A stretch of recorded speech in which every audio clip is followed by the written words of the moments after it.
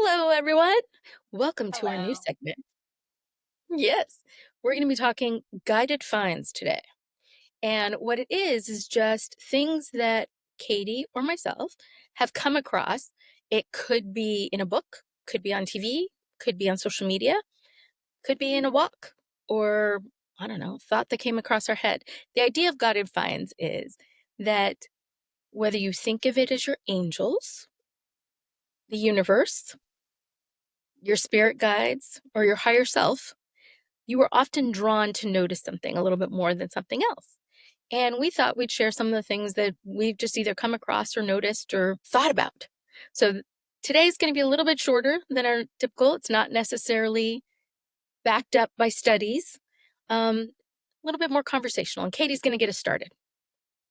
Okay, so I'm more of an Instagram girl, as you know, and I just actually recently joined TikTok uh 2 days ago. Um, and I don't follow anyone except us. So one of the things I've been really liking on Instagram is this guy. It's called Table of Gods, Mm, and he is Assyrian.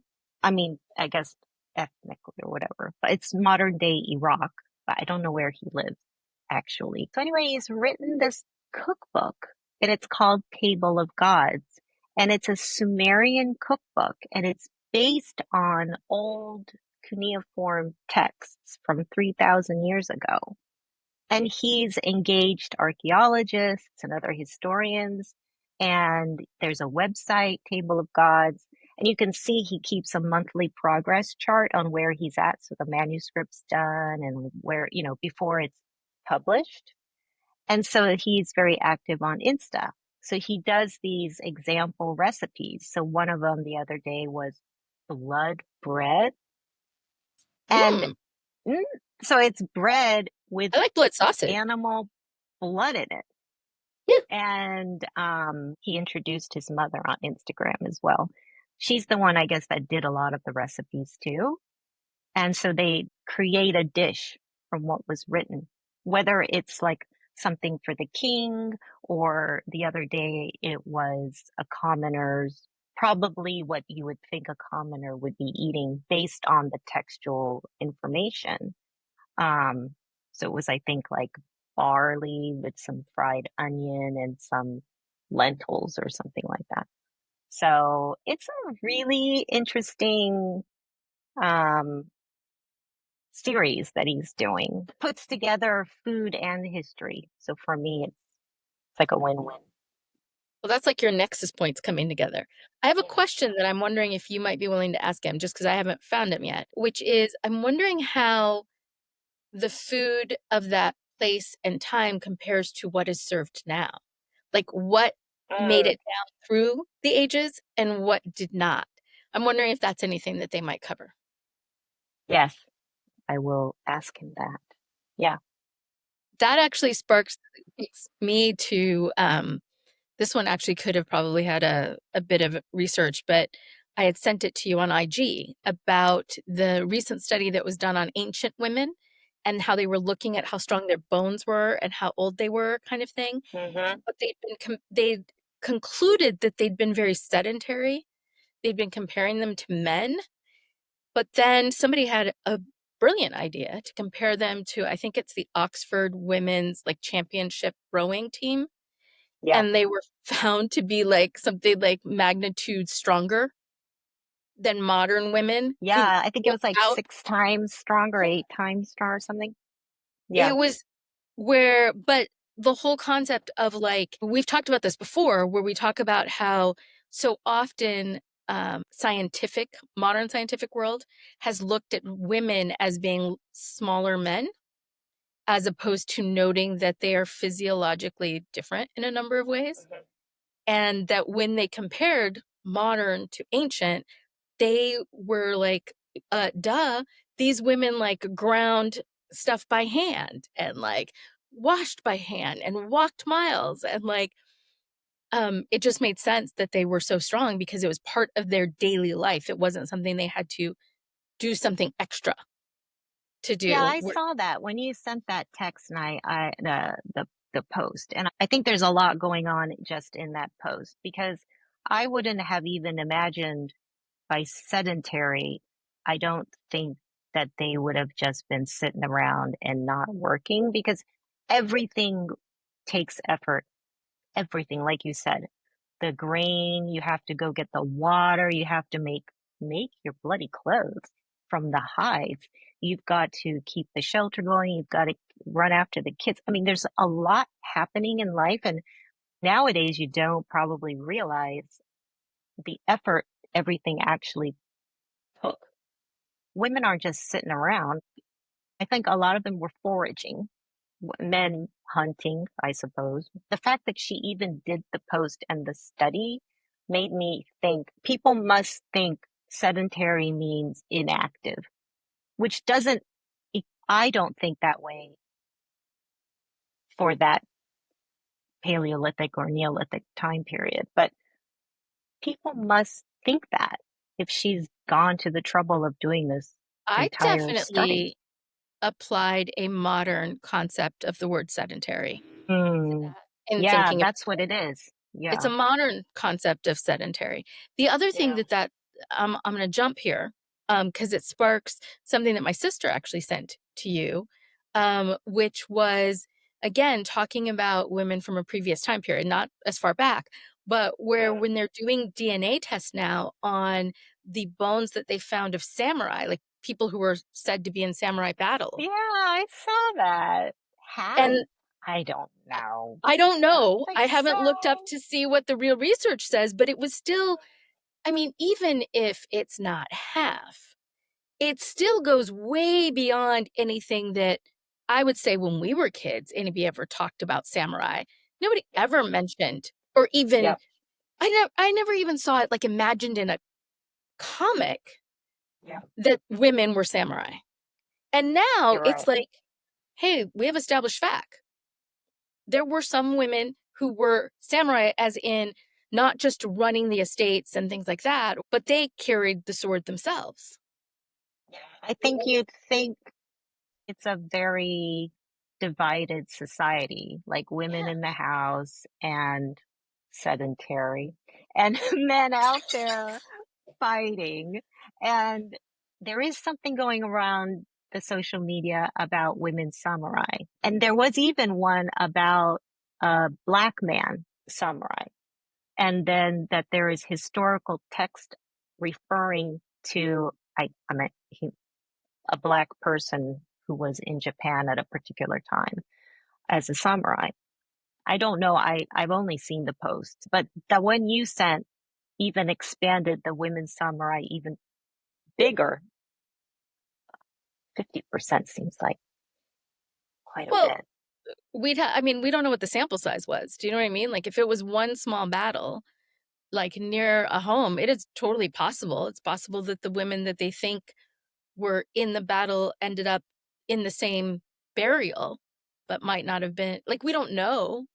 I mean, I you're more wouldn't of be an archaeologist surprised than that I there am. were women fighters because in that culture, particularly if you're in a samurai family, I think the whole family culture would be imbued with this bushido, right? That code of conduct. And I don't think every woman sat doing needlework or whatever the heck they were doing. I think there would obviously be some women that were like, yeah, Well, defend I the wonder if they, family.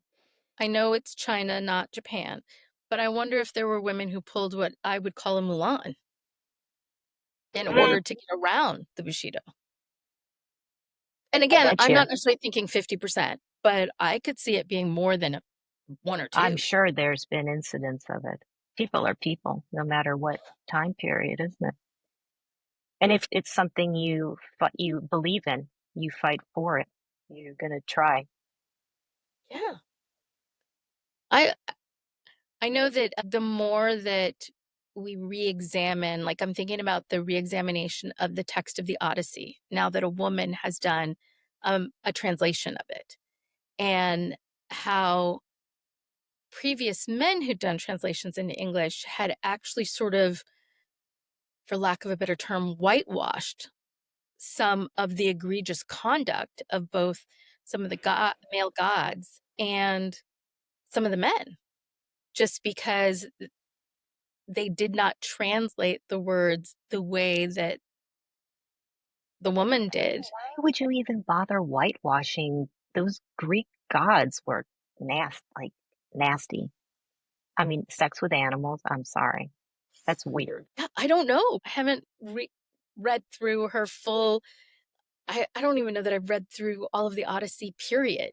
Again, this is going off of post. It's just interesting to see this conversation come up. There's a book. It's the telling of Medusa's story in a I've heard of way that. that Yeah. literally points out how, like, for I don't know how long, but for so long, Medusa has been painted as this evil, horrible, scary Mhm. monster. And she's actually the victim. Wasn't there a movie I don't also? know if It's like a retelling. there's a retelling book. Maybe they're making a movie. If there is a Oh. movie, I have not seen it. I have not Mm. seen an advert for it, but I know that there's a book that retells the story.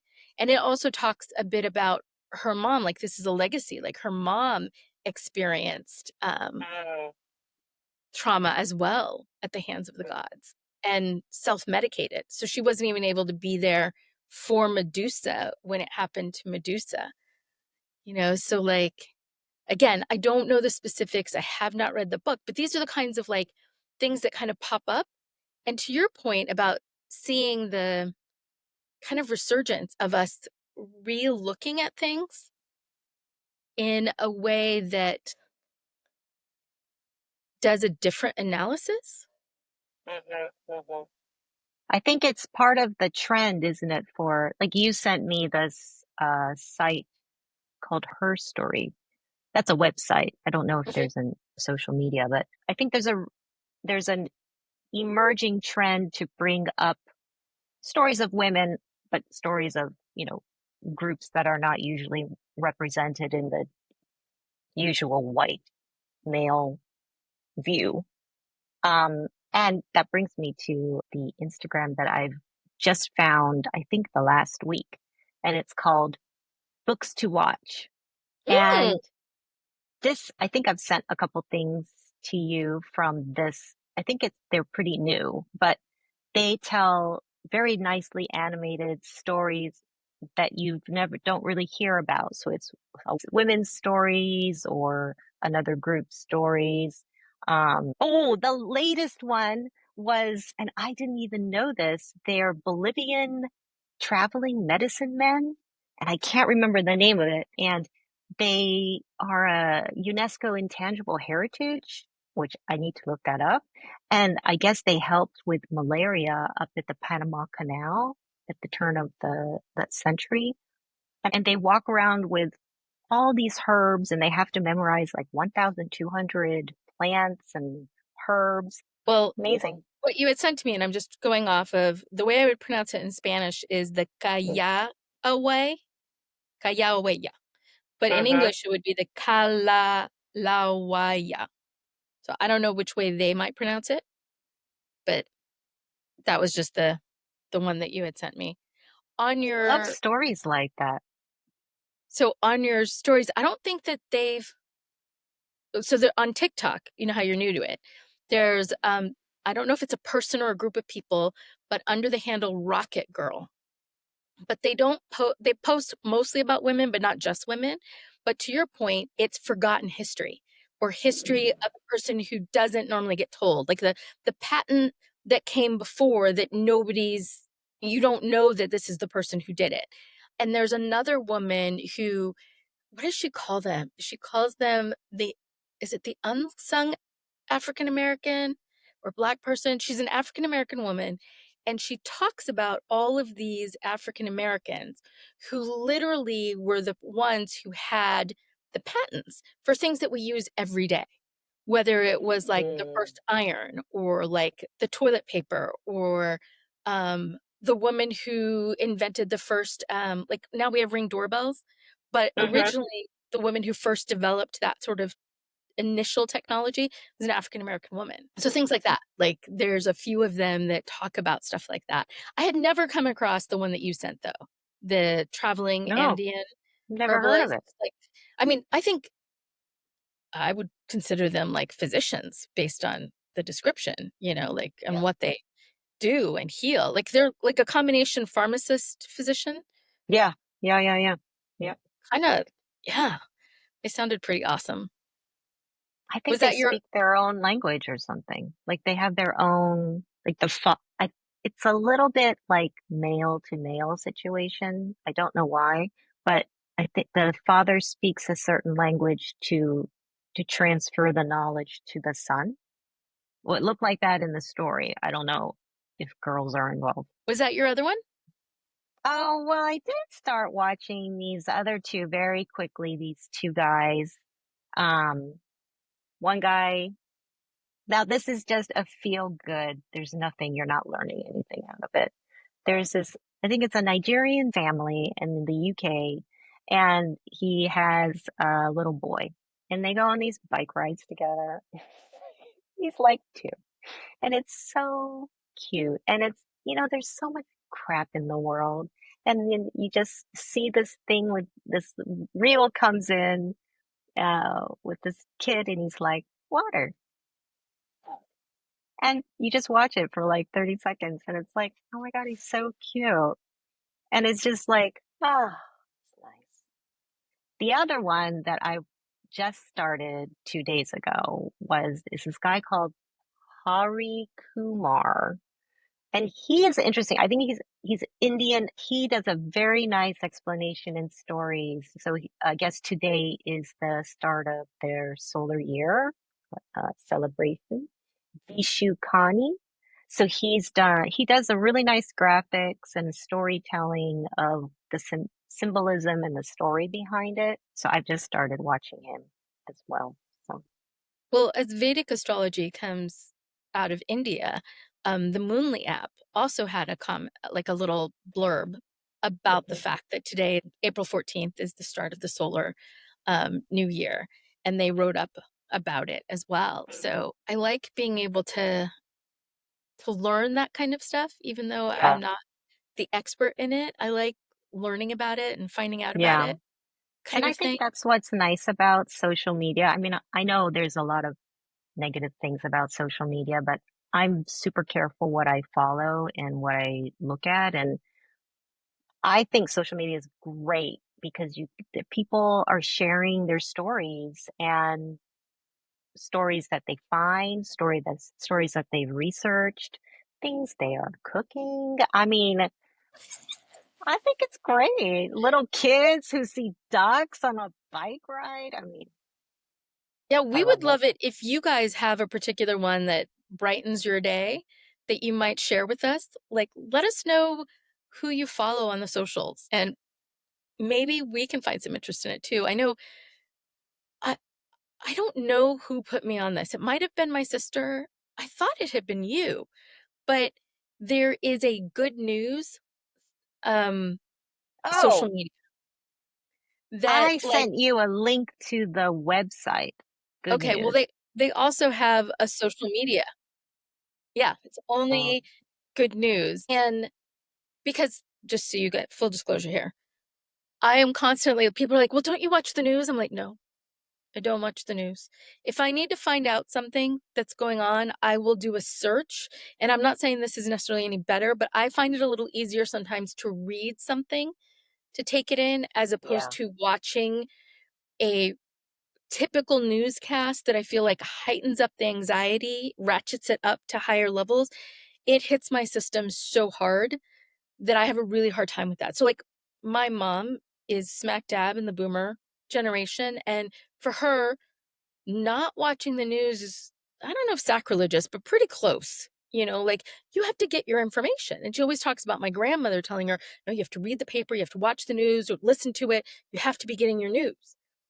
And I'm like, and I saw something around the time that they were going to cancel TikTok in the US, there was a lot of communication going on with the folks on TikTok in China. Mm. And I saw a really interesting thing that kind of It made me go, yeah, because in China, they were talking about, look, we know that our news is propaganda. We fully recognize the fact that our news that's being fed to us is propaganda. So we look for other ways to get our news. But it seems like so many folks in the US think their news is the truth. And I was like, oh my God, yeah. It just spoke to something Yeah, that it felt like, like when something rings in you and you're like, yes, we're yes. taught that. I Yeah, think it's inculcated in us. And even in our history classes with the French Revolution, the Fourth Estate, the press, and then, if for us, the balance of power with the three arms of the government, it's the press that's supposed to be the fourth, right? The conscience. yeah. And the thing about it, though, is that I don't know if it's from the very beginning, but even the Brits and the US often have a lot of things in common. But if you watch one of our newscasters interview one of our politicians compared to one of theirs interview one of their politicians, ours almost seems like it's very rare, it feels, that there's any antagonism, any sort of further questioning or in depth. I'm not saying it doesn't happen. I'm just saying that especially now it feels rare. While whenever I've watched, and I'm not saying it happens all the time, because again, I don't watch British news all the time, but when I have seen, it feels like they're going in for the jugular. There's none of this like happy, happy. Like if they were happy, happy, it was before the cameras rolled. No, this is what you said. I have it right here in black and white. You're gonna try and now you're gonna try and roll it back. Like I'm doing an American version of what that might sound like, but they do a polite British version of it. But it's still, and the French. Oh my God. When I watch the French, it's like a pitched battle of words. And I don't feel that we have that. So when you talk about the fourth estate, I'm not saying it doesn't exist, maybe for other countries. I don't feel like the last time I felt like we sort of had that was I felt like Dan Rather did that a bit and got in major trouble for it and got kind of like pushed aside because he kept doing it when it was no longer okay to do it. I used to Like he watch said 60 Minutes when it was yeah, in like the 80s when I was the growing in-depth. up. And every Sunday we'd watch 60 Minutes. And I thought they seemed really good because yeah, I was a kid, but still, they seem very in depth, getting to the nitty gritty, crawling through the crap so you can see what's actually there. Didn't 60 Minutes get in trouble like a year or two ago with this administration? Probably. Who hasn't been in trouble with this administration? I think even Fox has been in trouble. But like, I mean, when we were born when the Vietnam War was going on, and I remember growing up with people talking about how viscerally changing it was to their opinion to see what was physically happening over there. But Dan Rather was a war reporter during Vietnam. That's why I mentioned. Yes, yes, Do you know what I that's mean? Like right. they specifically mention seeing some of his reports, being on the front line, like seeing the visuals, like both photography and video of the horrors we were inflicting on another country and taking the sort of the bulk of the American people, like where before you'd had kind of a group that was viewed almost as fringe against the war to the bulk being against the war. And I I don't also think Watergate. I think for me, I when I think Fourth Estate or the press trying to be our conscience, I think of Watergate because they were yeah, looking at which is a similar executive time period. government. Yeah, Yeah, yeah. it was a similar time period, but again, I don't necessarily seek it out. But in our environment right now, I'm on social media enough that I wouldn't necessarily have to seek it out to see it. I don't feel like there's a lot of reporting about what we are doing to a whole nother country, or even the reporting that was happening on what we were supporting another country doing. in Gaza, or about how we've stepped away from holding Putin accountable, like, but let me just come back to like what we are doing in Iran. I'm like, I feel like there's snippets, but that whole like it's a visceral, it's in your face, you visually see. Even the thing that we did to the school, I felt like was a blip Hmm. and was gone. Yeah. And so good news.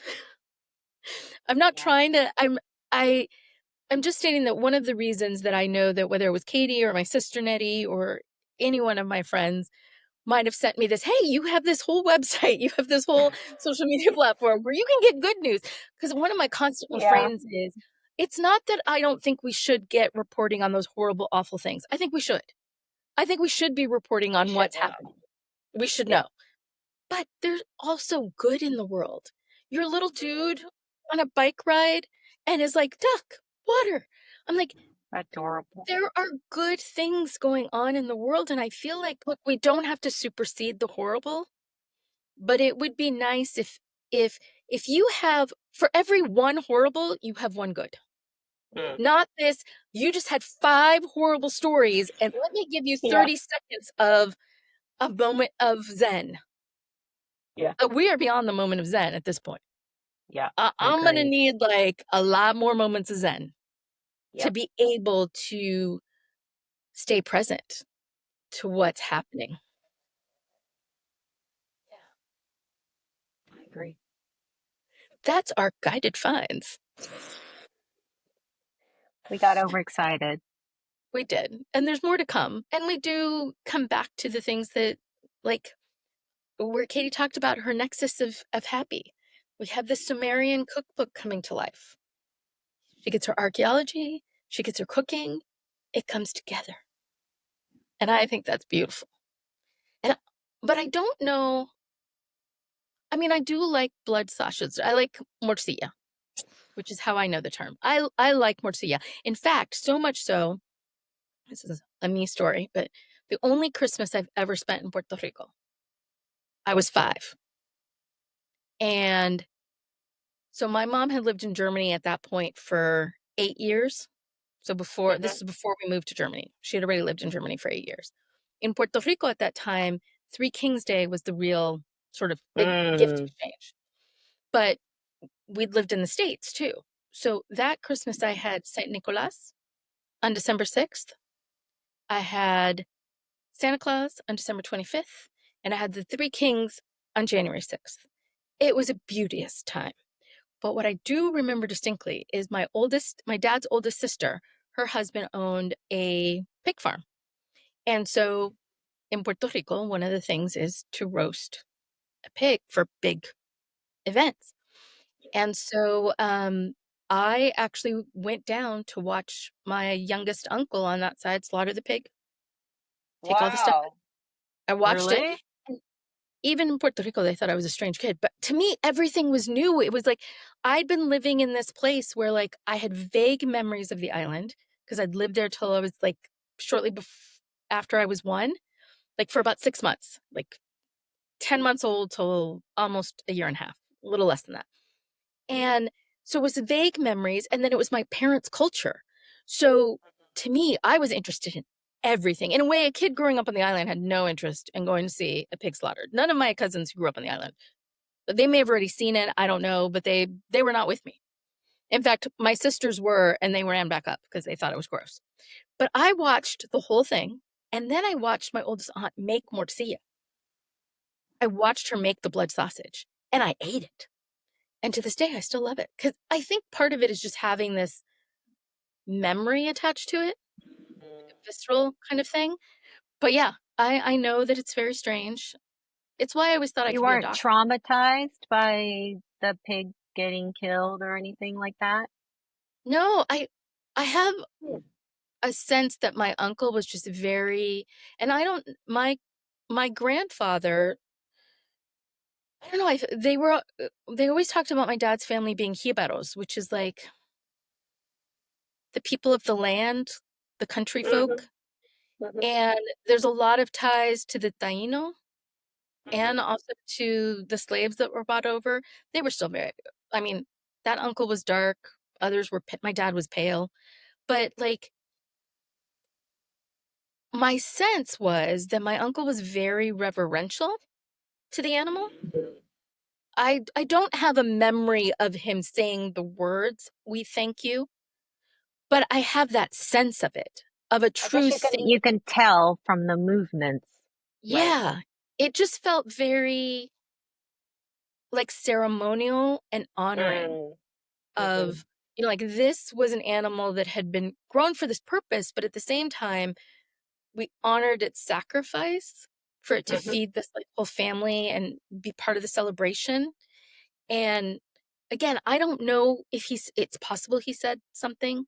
This is not an uncle who talks a lot, so it's possible he said nothing and this was little kid vibe pickup.